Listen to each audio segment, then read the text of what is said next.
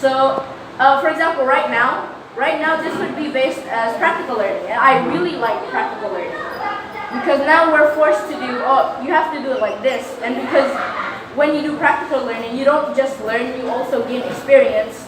Then everything you learn almost sticks with you. Theoretical learning, most of it you end up, hey, let's memorize this, and then once you graduate college, none of it is in your head anymore. Like right now, I'll be standing up here, and up till until I work, I know how to do this because I've done this in senior high. Also, another thing about how I don't like theoretical learning in Indonesia is that, well, because the students aren't really pushed to do what they're supposed to, they don't really understand.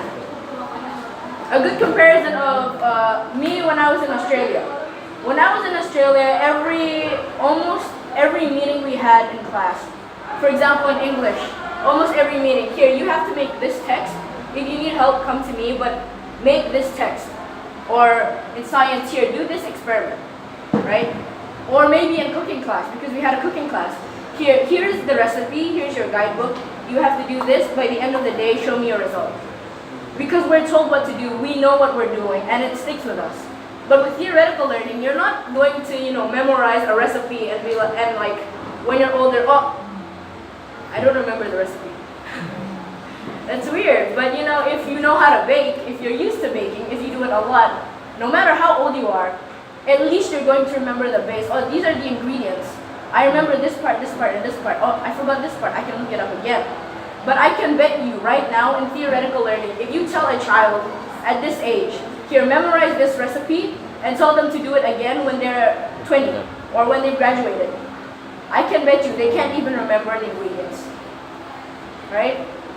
So, to conclude, I believe that, theoretical learning is good, but it's not enough for students to actually understand and to be able to believe in themselves when they need to come up to the front like this, when we rarely actually need to go and do physical learning, right?